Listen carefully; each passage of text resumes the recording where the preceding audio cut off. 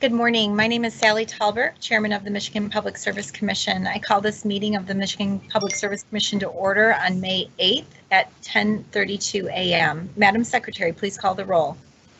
Chairman Talberg. Present. Commissioner Scripps. Present. Commissioner Phillips. Present. Madam Chairman, you have a quorum. Thank you. I appreciate everyone's continued patience as we hold these remote commission meetings. We've been encouraged by the level of participation.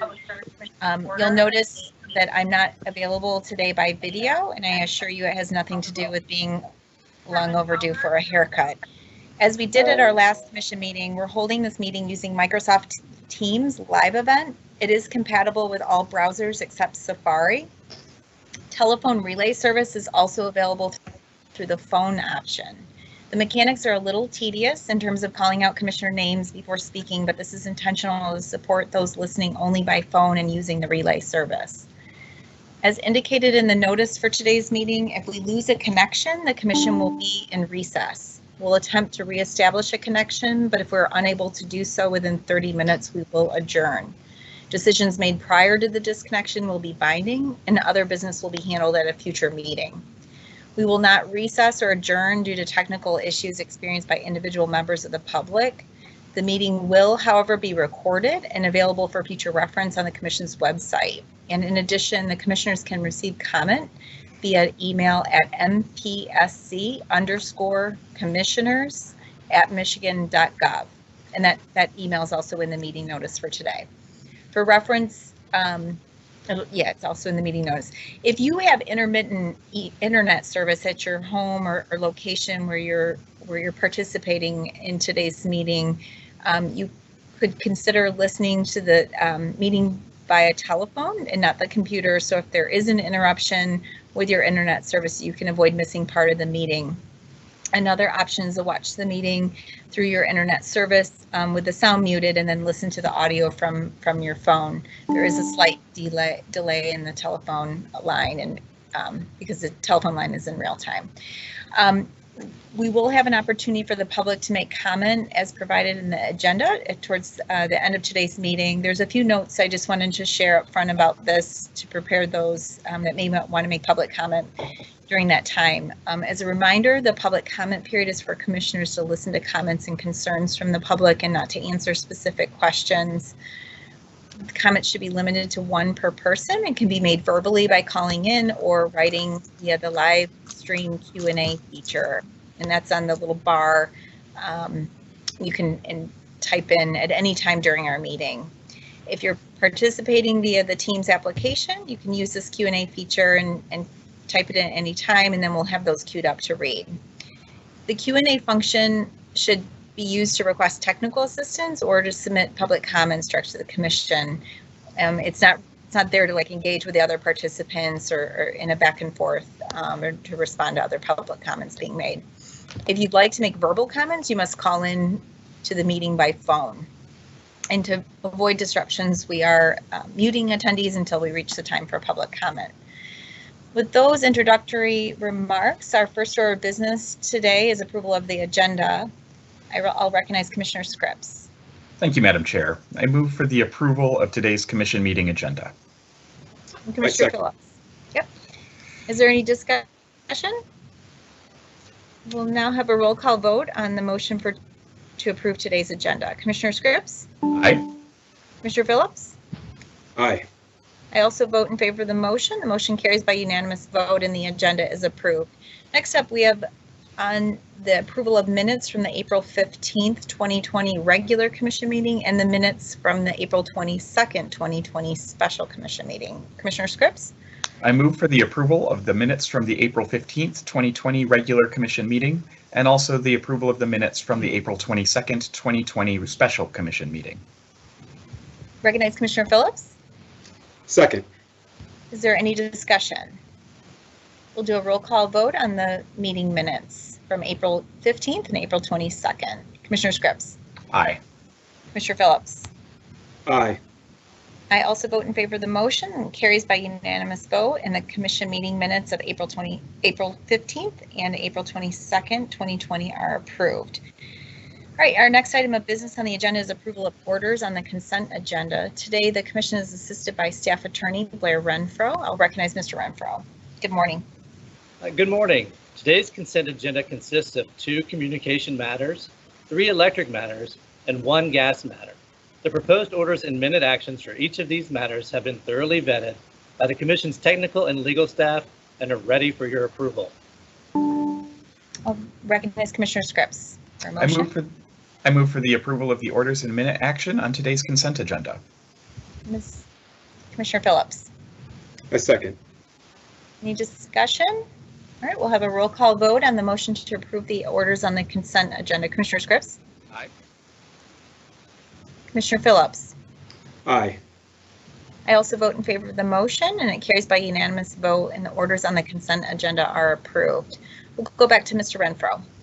Item 4A1 is case number U-20221, which involves an application filed by DTE Electric Company for approval to implement a power supply cost recovery plan for the 12 months ending December 31st, 2019.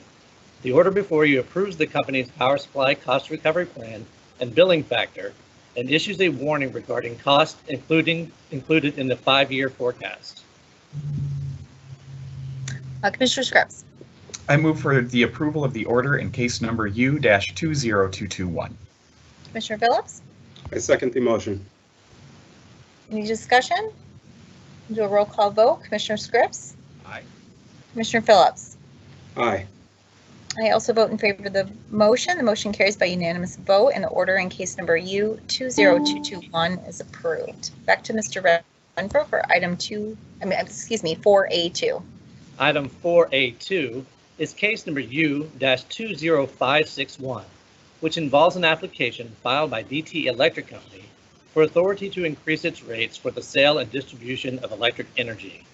Chief Operating Officer Mike Byrne will describe this order. Good morning, Commissioners. On July 8th, 2019, DTE Electric Company filed an application with the Commission to increase its rates by $351 million, with key factors contributing to its projected shortfall, including increased investments made in its critical infrastructure facilities to continue safe and reliable service to customers, associated depreciation and property tax increases, as well as an increase in operation and maintenance expense. Under Michigan law, the Michigan Public Service Commission is required to issue a final decision within 10 months of a utility filing an application for a rate increase where the entire amount asked for by the utility is considered approved. Today's order, in case number U-20561, authorizes an increase of $188,285,000, 47% lower than requested. DTE Electric is authorized to implement the rate increase starting May 15th. Highlights of the order include a reduction in DTE Electric's authorized return on equity from 10% to 9.9%, consistent with recent decisions in other cases, and maintaining the electric utility's 50-50 debt-to-equity ratio for rate-making purposes. A disallowance of $44 million in capitalized incentive compensation expense tied to the company's financial performance indicators. This results in a one-time write-off of $31 million to remove this amount from rate base on a going-forward basis. Consistent with past practice, the Commission authorized $3.6 million in incentive compensation tied to operational performance metrics as part of DTE's operation and maintenance expense. There's an authorization of the extension of a multi-year tree trimming program through 2022. Trees are a leading cause of power outages and can create safety hazards when trees come into contact with live electric wires. DTE Electric has more than doubled its tree trimming crews to support this safety and reliability work. A disallowance of over $160 million in capital expenditures at several of DTE Electric's fossil fuel plants based on insufficient support for the proposed funding level, potential changes to environmental rules, or uncertain project timing.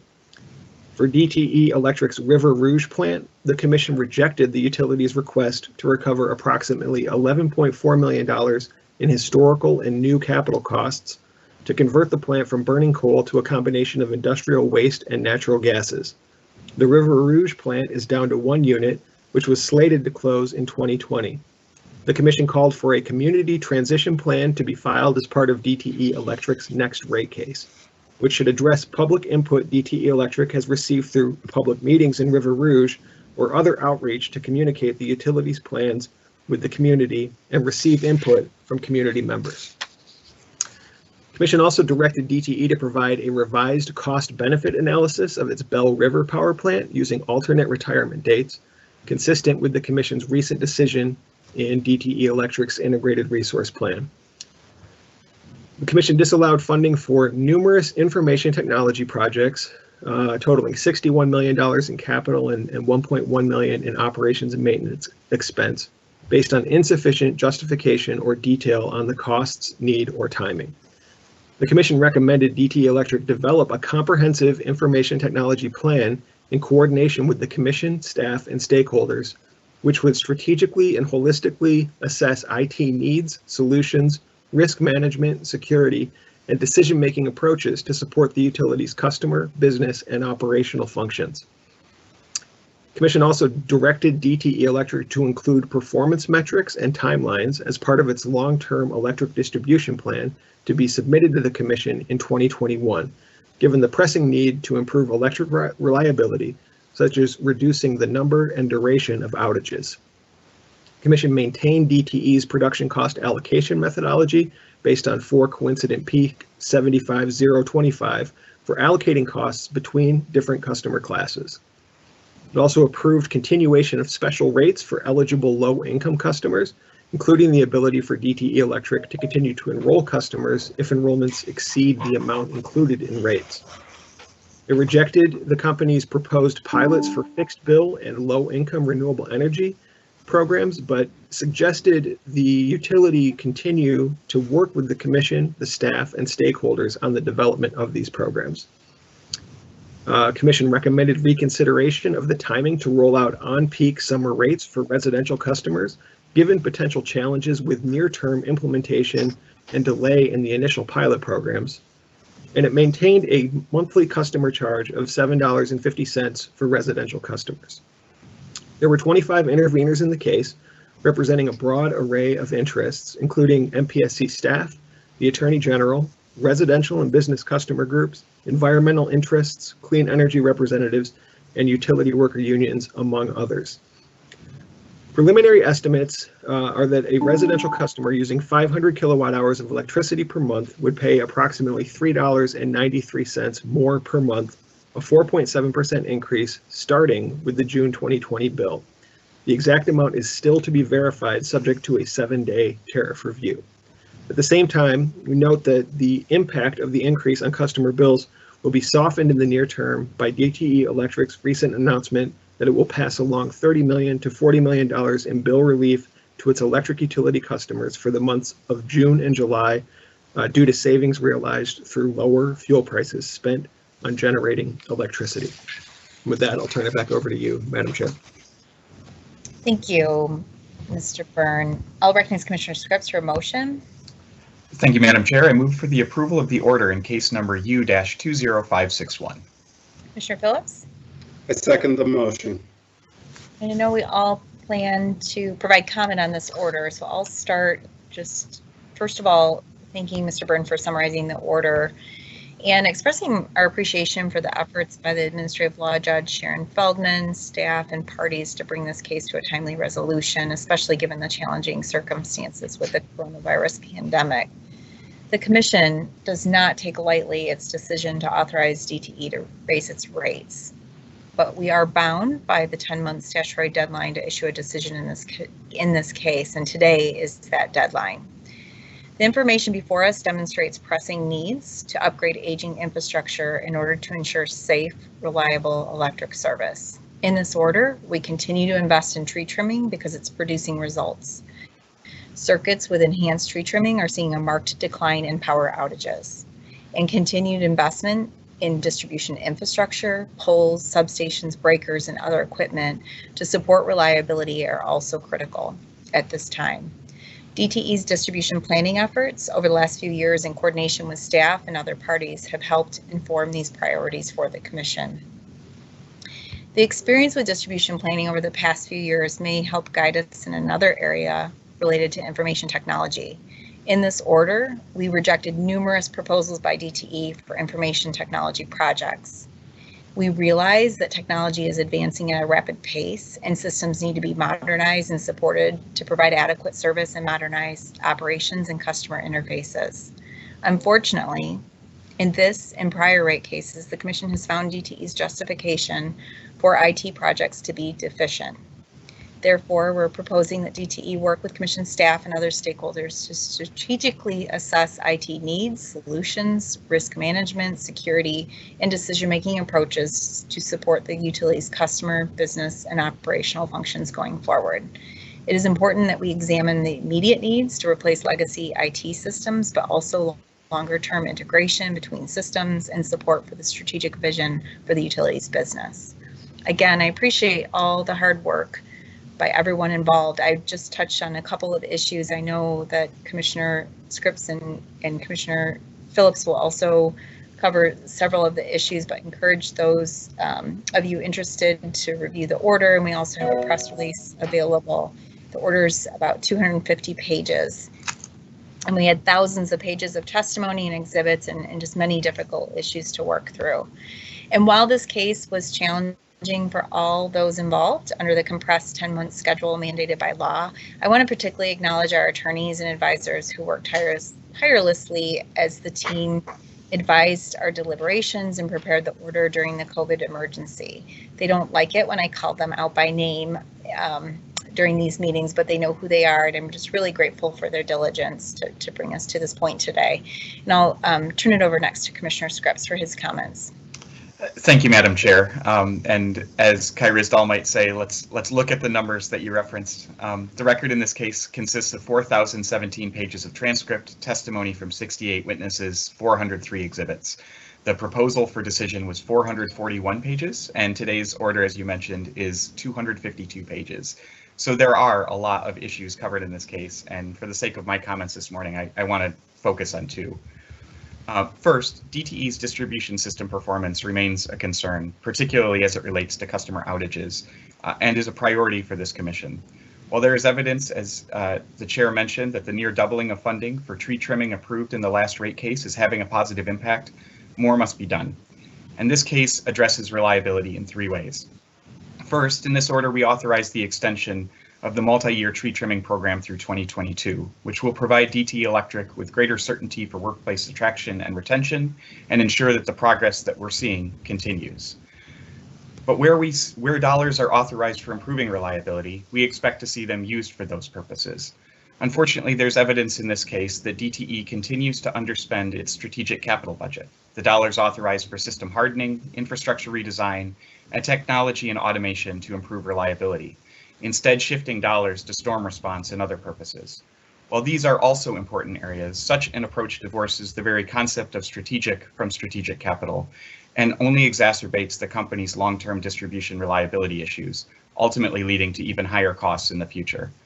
On this basis, we are only approving the dollars actually spent for strategic capital, a 20% reduction in this budget line. Put simply, we expect that any dollars authorized to improve reliability will be spent to improve reliability, and we will continue to focus on ensuring accountability in this regard.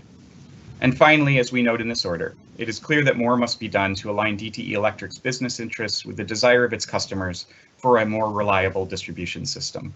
While we did not adopt the proposal to tie the company's authorized ROE to a specific level of performance, we do find merit in identifying the appropriate reliability metrics tied to utility financial performance, improvement targets, and timelines for achievement. As such, as Mr. Byrne mentioned, we are directing the company to include a performance-based regulation plan as part of its next distribution, investment, and maintenance plan to be filed in June 2021, with utility-specific metrics tied to improved customer outcomes and linked to regional, national, and/or peer utility benchmarks where possible. Data and collection methodology should be well-defined, transparent, and open for auditing and verification purposes. Through this process, it is our hope that we can better align efforts to improve reliability and distribution performance with DTE Electric's financial goals, leading to all of us rowing in the same direction. The second issue I want to briefly highlight is the status and future of River Rouge Unit 3. This has been the subject of a fair amount of debate over the last several rate cases, and in this case, DTE Electric had proposed to switch Unit 3 from coal to a mix of industrial and natural gases, and to extend the planned closure of the plant, scheduled for this month, for 2 more years. As before, we found the justification for this plan lacking. As in the past 3 cases, we are again disallowing all capital costs connected with continued plant operation. However, if DTE chooses to continue to operate the plant, we continue to want to ensure that it runs safely, and on this basis are again, as in past cases, approving operations and maintenance costs. 2 final notes on this. First, in its gas conversion proposal, DTE used a set of fuel price assumptions that were not backed by firm contracts, and these assumptions are further called into question given the uncertainty around U.S. Steel's continued operations. Consistent with the rationale for shielding ratepayers from the costs associated with continuing to operate an uneconomic plant, the Commission will continue to carefully scrutinize any costs associated with continued operation, and will be especially reluctant to pass on to ratepayers any costs in excess of those used to justify continued plant operation. And finally, despite that questions over the future of this particular plant go back at least as far as 2015, and that the plant could close as soon as this month, there has to date not been adequate engagement with the River Rouge community around a just transition plan that accounts for plant employees, the impact on the local tax base, site remediation, and other factors. As we note in the order, the best time for such a just transition plan was when closure was first anticipated. The second best time is now. As such, the Commission is directing the company to file, as part of its next rate case, a comprehensive community transition plan that addresses input it has received through public meetings in River Rouge or other outreach to communicate the utility's plans and receive input from community members.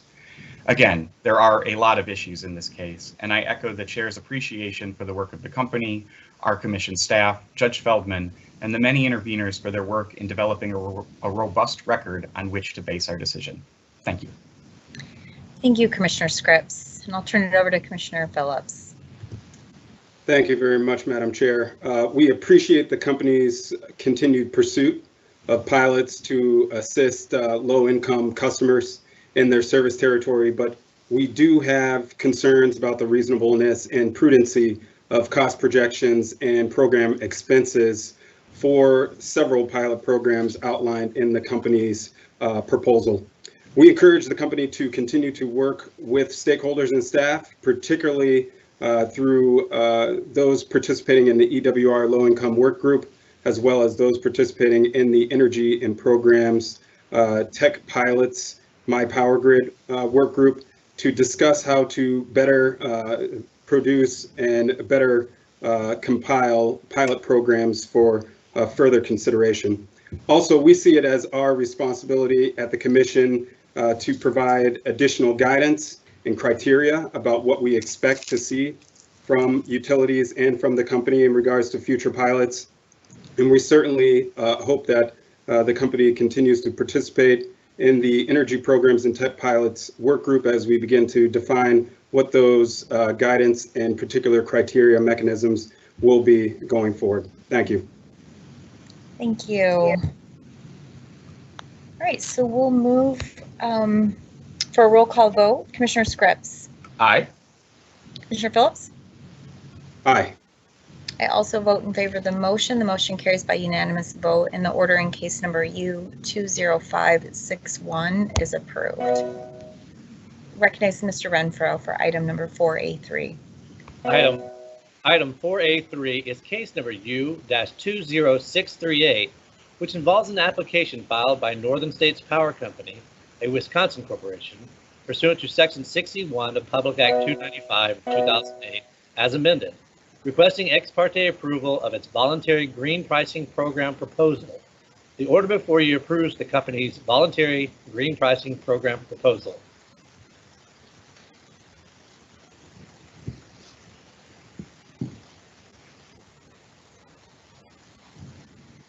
I move for the approval of the order in case number U-20638. I second the motion. Is there any discussion? We'll now have a roll call vote. Commissioner Scripps. Aye. Commissioner Phillips. Aye. And I also vote in favor of the motion. The motion carries by unanimous vote, and the order in case number U20638 is approved. We'll go back to Mr. Renfro. Item 4A4 is case numbers U-20713 et al., which involve a request by DT Electric Company to set a date certain for the filing of its biennial voluntary green pricing program review and to extend the date of such filing from April 2020 to August 31st, 2020. The order before you grants the request in case number U-20713 and dismisses as moot the company's comparable February 24th, 2020 motion in case numbers U-18349 et al. All right, I'll recognize Commissioner Scripps for a motion. Thank you, Madam Chair. I move for the approval of the order in case number U-20713 et al. Commissioner Phillips? Second. Any discussion? Do a roll call. Commissioner Phillips. Commissioner Scripps. Aye. Commissioner Phillips. Aye. All right, I also vote in favor of the motion. The motion carries by unanimous vote, and the order in case number U20713 is approved. We'll go back to Mr. Renfro. Item 4B1 is case number U-20235, which involves an application by DTE Gas Company requesting approval of a gas cost recovery plan and factors for the 12-month period ending March 31st, 2020. The order before you approves the plan and factors and issues a warning regarding certain costs included in the 5-year forecast. I recognize Commissioner Scripps. Thank you, Madam Chair. I move for the approval of the order in case number U-20235. Commissioner Phillips. Second. And I also vote in favor of the motion. The motion carries by unanimous. Oh, excuse me. I'm sorry. Is there any discussion? All right, we'll have a roll call vote on the motion. Commissioner Scripps. Aye. Commissioner Phillips. Aye. And I also vote in favor of the motion. The motion carries by unanimous vote. Back to Mr. Renfro. Item 4B2 is case number U-20463, which concludes an investigation of a fire that occurred at Consumers Energy Company's Ray Compressor Station on January 30th, 2019. Chief Operating Officer Mike Byrne will describe this order. Good morning again, Commissioners. Case number U-20463 involves an investigation into the January 2019 fire at Consumers Energy Company's Ray Natural Gas Compressor Station in Macomb County that led to a statewide natural gas emergency amid a polar vortex cold snap. On January 31st, 2020, the Commission staff provided its root cause analysis report related to the Ray Compressor Station incident. The root cause analysis report provides an independent review of facility design, equipment, and operations protocols that led to the fire at the Ray Compressor Station. Staff's report concluded that a well pump interfered with the electrical grounding system of Plant 3. This instigated the blowdown procedure, which, when combined with the weather conditions, caused natural gas to contact a downwind thermal oxidizer operating above the auto ignition temperature of natural gas. Based on this investigation, staff has identified a violation of federal safety standards during emergency shutdown of a compressor station because the discharged gas created a hazard. As a result, staff pursued an enforcement action, including the assessment of a $10,000 fine, the maximum amount allowed under MCL 483.161 and the Michigan Gas Safety Standards related to this issue. Since the 2019 incident, Consumers Energy has redesigned the Ray facility to avoid recurrence. The order before you concludes the Commission's investigation into the January 2019 Ray Compressor Station fire and requires that Consumers Energy file a final report in this docket summarizing the findings of its system-wide blowdown evaluation, including dispersion modeling, no later than June 1, 2020. Turn it back over to you, Chairman Talbert. All right, I'll recognize Commissioner Scripps for a motion. Thank you, Madam Chair. I move for the approval of the order in case number U-20463. Commissioner Phillips? Second. Yeah, just have a few comments on this order. First of all, thank you, Mr. Byrne, for sharing the background on this order. I appreciate all the hard work by staff who were on the site at the Ray facility in late January in 2019 and under really extreme conditions, and continued with this extensive root cause analysis that brings us to our order today. I also appreciate Consumers Energy's cooperation with our team to ensure lessons were captured from this emergency that occurred right as Governor Whitmer came into office. I find it interesting that the state of Michigan text alerts that we're all becoming accustomed to with the COVID updates were first tested during this polar vortex incident. This order concludes our investigation into the cause and impacts of the Ray facility event, and it was extreme and unique in terms of the cause and effect, and it was complicated by extreme weather conditions that could have created a public safety threat if natural gas supplies had not been adequately arranged to maintain continuity of service during the Arctic conditions. We have found many lessons learned through the investigation and the Commission's broader statewide assessment conducted for Governor Whitmer to improve resilience of energy supply and delivery. This order addresses the root cause, current operational status, changes to the Ray facility to avoid a reoccurrence, review of other facilities to ensure this does not happen elsewhere, and additional lessons learned.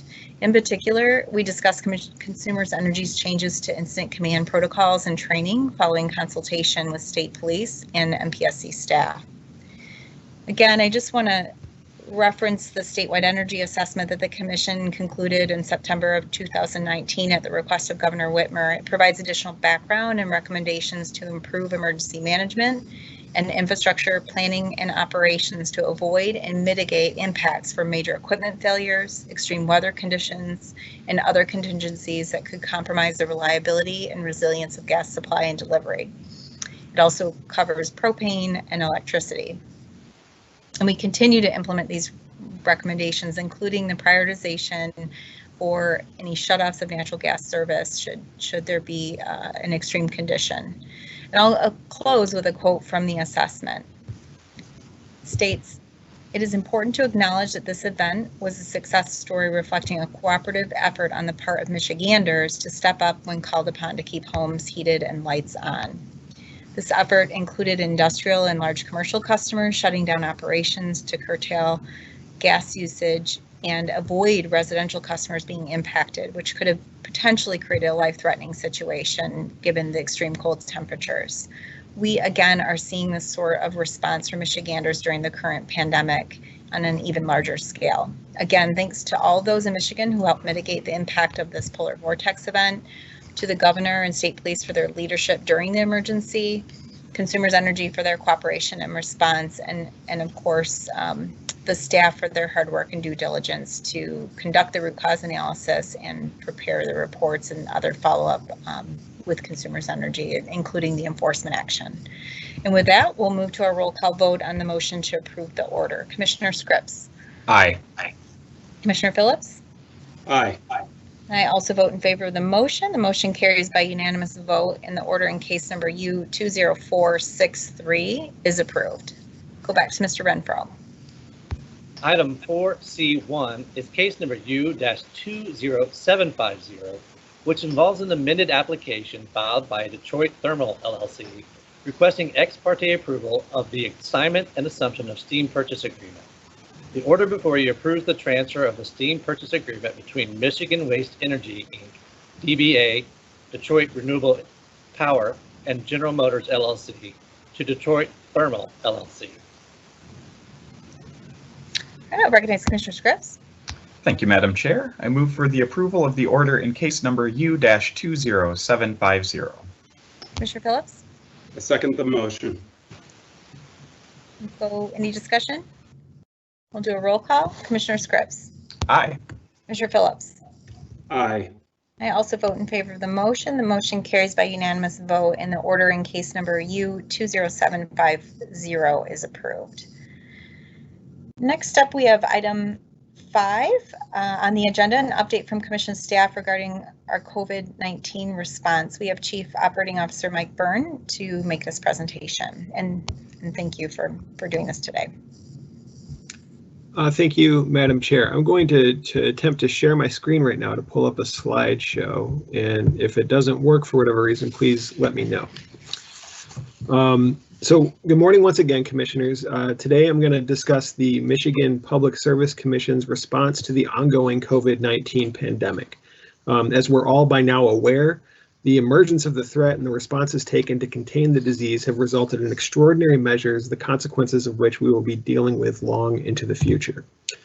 The MPSC acted quickly to respond to the crisis, working with utilities to ensure essential services continued to be provided during a period of increased vulnerability for many customers, supporting state government's response through the State Emergency Operations Center and participation on several of the governor's task forces, also being one of the first state agencies to transition its workforce to a remote environment with all MPSC employees teleworking as of March 23rd, and meeting regularly with energy and communications providers and affected stakeholders to identify and elevate issues related to supporting the critical infrastructure industries the Commission oversees.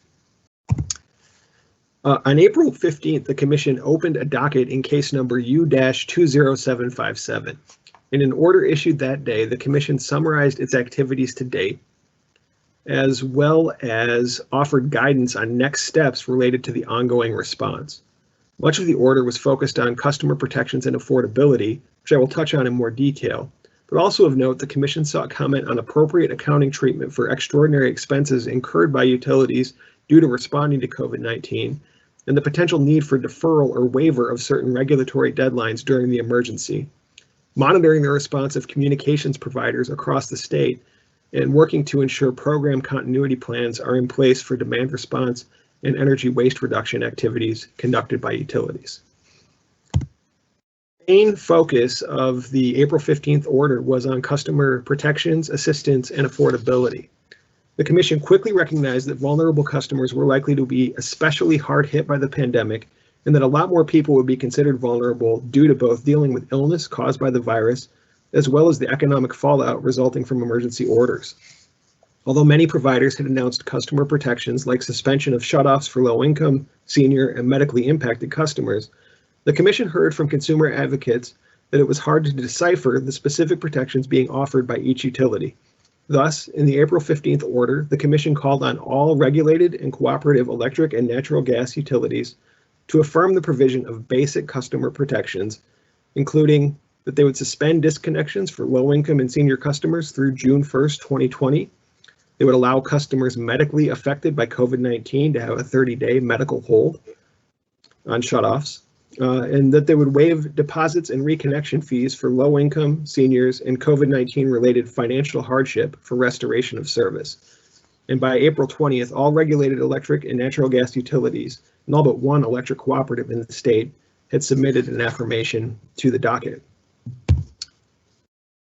Consumer advocates also questioned how many customers were disconnected from utility service for non-payment of bills at a time when people were spending most or all of their time at home due to emergency orders.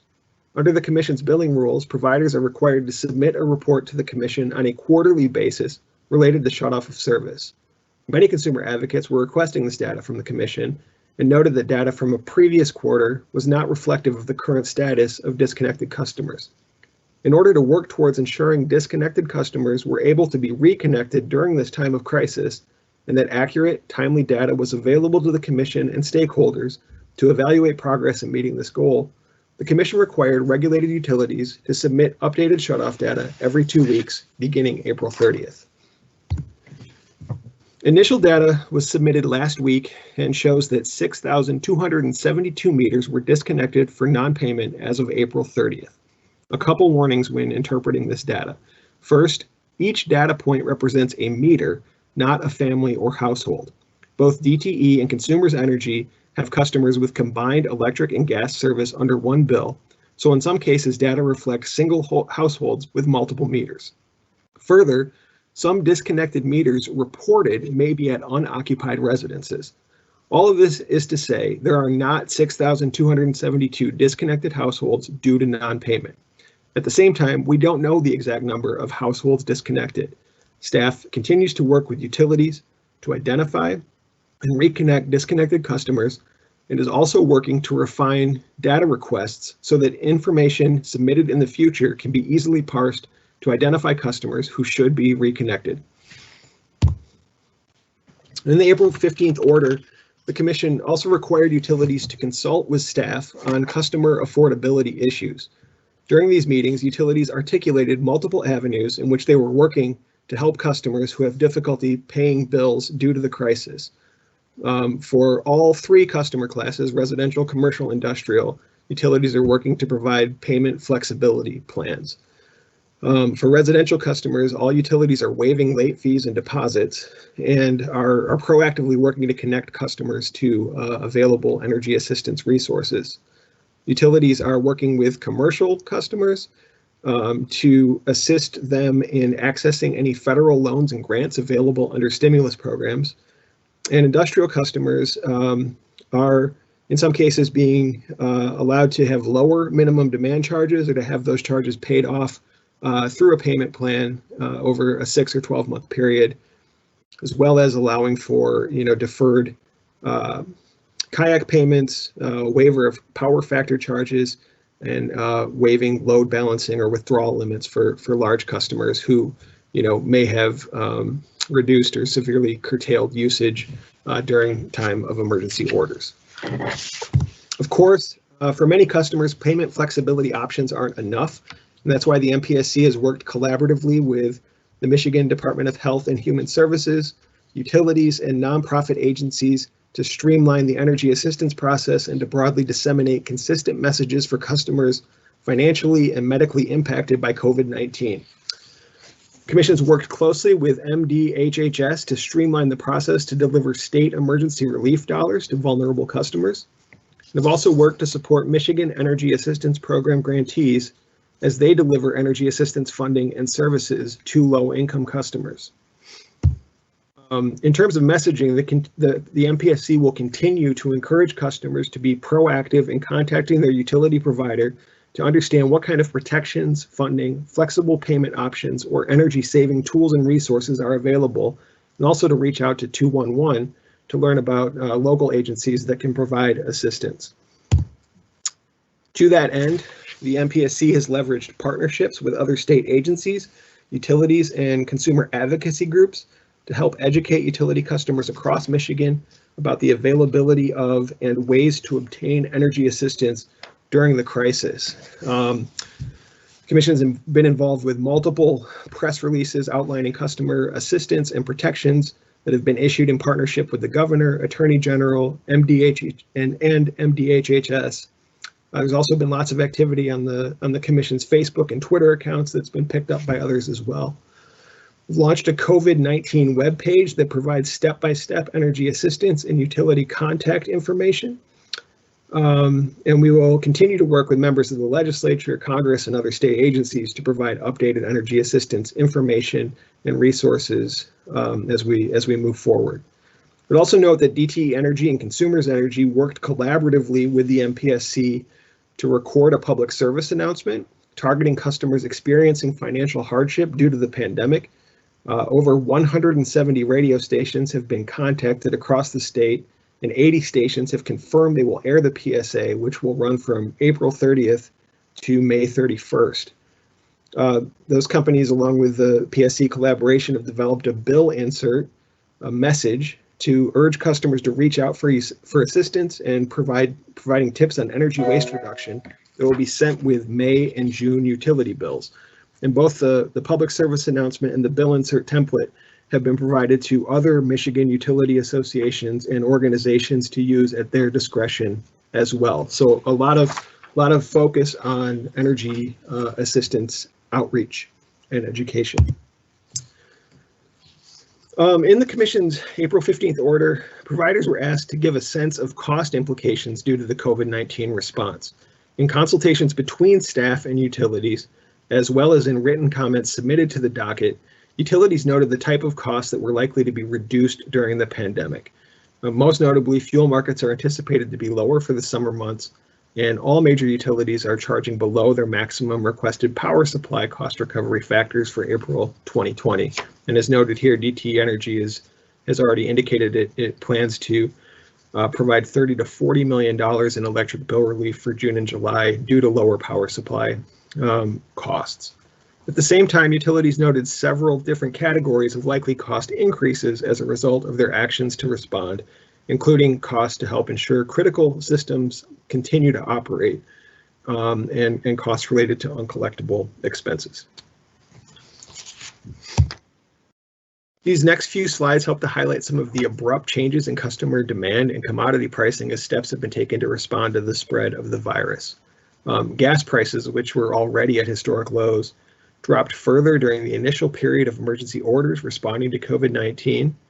Interestingly, prices are rebounding given that gas supply has begun to contract because associated gas from oil production is being lost due to lower demand on the oil side, and gas production wells themselves are being shut in by providers. So we'll see where that goes.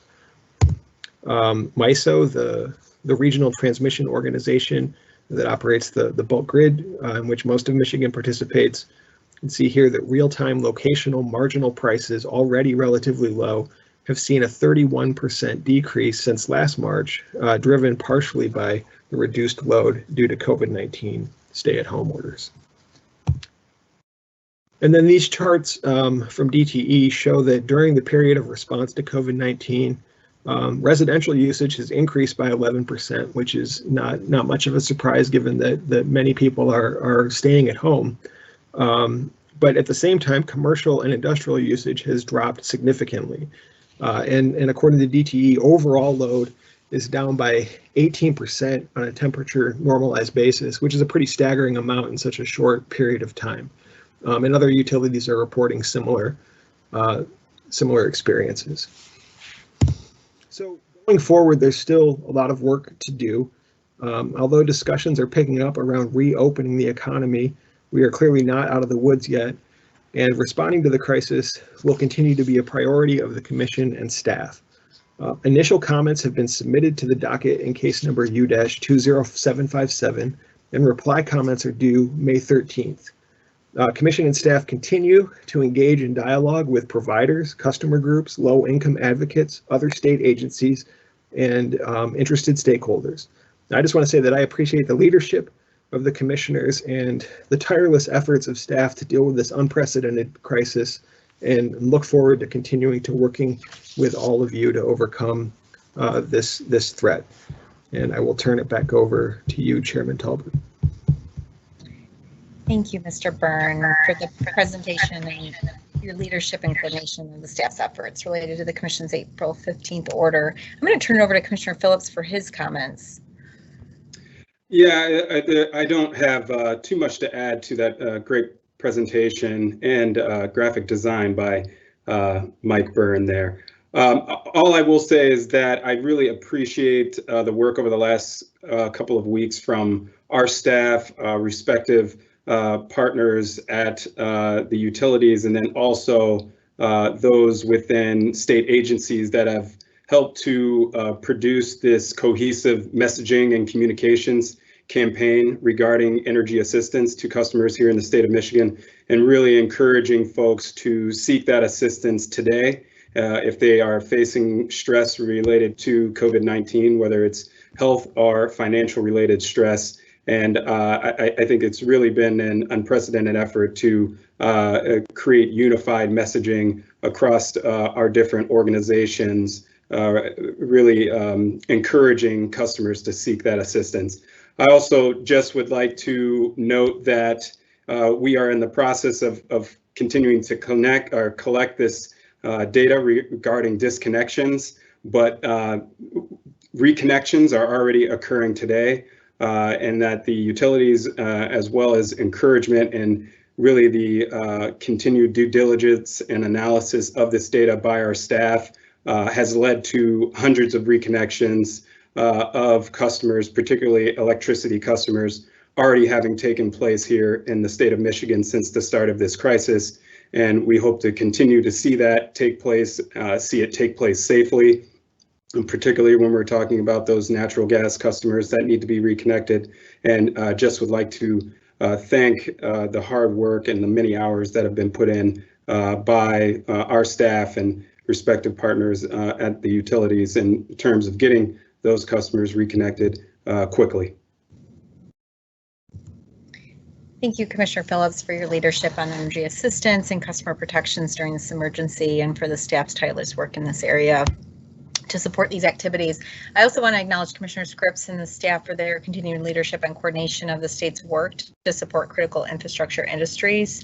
It's absolutely essential that there's continuity of service, whether it's food or transportation, energy, communications, and other water, other sectors during all times, but particularly during a pandemic like this. So I appreciate your efforts. This teamwork has allowed me to focus on cases at the commission like today's major rate case and MPSC operations. So I really just appreciate your support and collaboration. It is an extraordinary time for utilities customers facing financial and medical challenges, as Commissioner Phillips mentioned, and at the risk of repeating ourselves, I just ask all of you that are listening to help us reiterate an important message that there are special protections in place for vulnerable customers during this emergency, and that customers should not wait to seek assistance. Help is available for those falling behind, even if income has just recently changed, and we're encouraging all customers to contact their utility first for payment arrangements and other assistance. They can walk them through the process, but customers can also contact 211 for assistance with the utility bills and other needs such as food and shelter. Our customer assistance team at the Public Service Commission is also here to help. Customers can contact the MPSC if they're having trouble with their utility service. And our customer assistance team can take complaints for telecommunications, cable, natural gas, and electricity through our online form or by calling 800-292-9555. And that information is also in the Q&A chat function if you want to jot that down and help us get that message out. We've been trying to push it out on social media and press releases and other opportunities. Our team has recently transitioned our phone line to take live calls from the staff's homes to make it easier for customers to receive immediate assistance. So I appreciate the efforts by our administrative team and others to get that set up.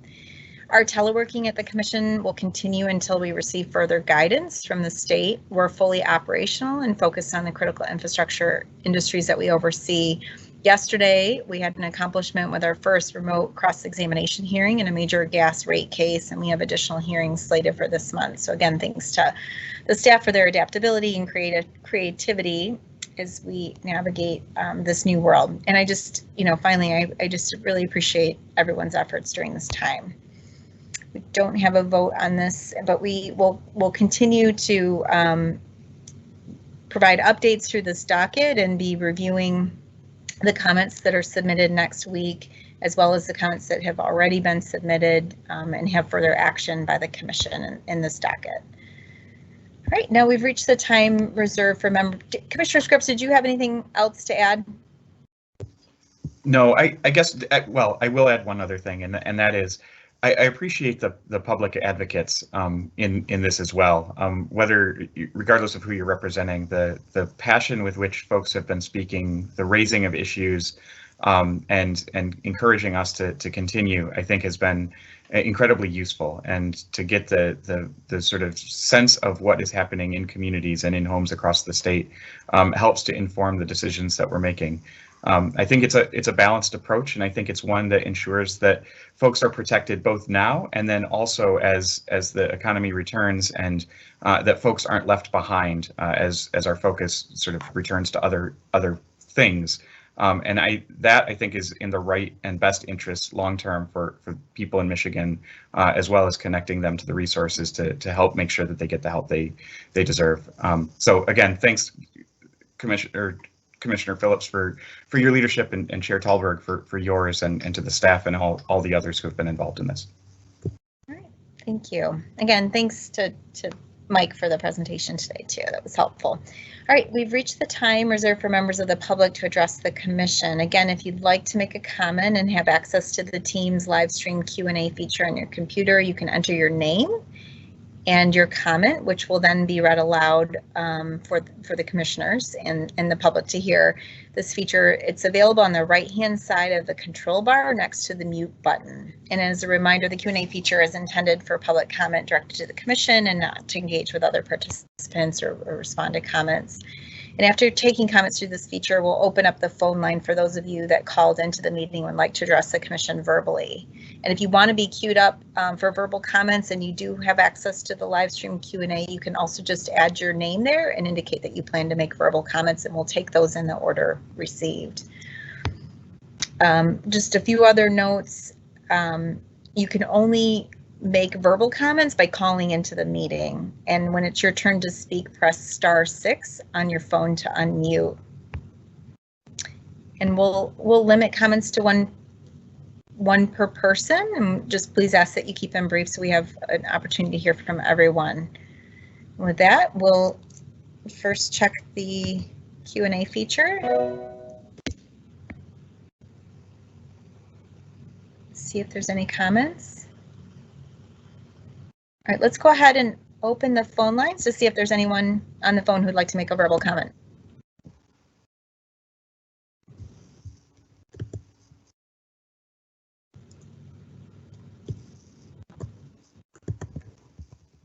All right. Madam Chair, there is one in the Q&A function if you have access to that. Oh, yes. Okay, I see that. Sorry, I did not scroll down. Thank you. All right, so I'll go ahead and read that. It says, my name is Regina Weiss, and I'm an Oak Park City Council member. I'm disappointed with the Commission's decision today to approve a significant rate increase for DTE. While I understand the importance of DTE continuing to invest in infrastructure improvements to reduce outages, I also recognize that these rate increases disproportionately impact municipalities. In Oak Park, we have prioritized investing in energy resources that reduce greenhouse gases. We have invested taxpayer dollars in geothermal energy for our City Hall complex, as well as citywide LED streetlights. In turn, DTE continues to raise rates to compensate for our savings. These rate increases are a major burden on our city. And while the LED streetlight program has incurred savings overall, these savings continue to dwindle with each rate increase. I hope the MPSC will consider how these rate increases adversely impact municipalities going forward, as well as the potential to cause reductions in investments in green energy and increase greenhouse gases. Thank you, Ms. Weiss. I appreciate your comments. Anyone else seeking to address the commission? And just a reminder, if you're joining us by phone, to hit *6 to unmute your phone.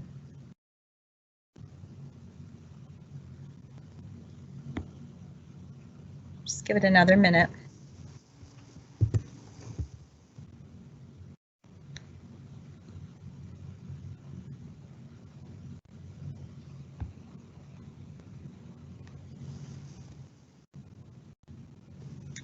All right, seeing and hearing no one else, that concludes today's meeting. Just a couple of announcements. The deadline for the U.S. Census has been extended, and I just encourage you to take a few moments today to complete the form online or the paper copy if you have not done so. It's very quick, and it's really important to ensure that Michigan can receive federal funding and other things that appropriately reflects our population. Our next commission meeting is scheduled for May 19th, 2020 at 1:30 p.m. and I'll see if there's a motion to adjourn. Madam Chair, I move to adjourn today's meeting. Recognize Commissioner Phillips. I second the motion. We'll have a roll call vote. Commissioner Scripps? Aye. Commissioner Phillips? Aye. I also vote in favor of the motion. The motion carries by unanimous vote and our meeting is adjourned. Thank you, everyone.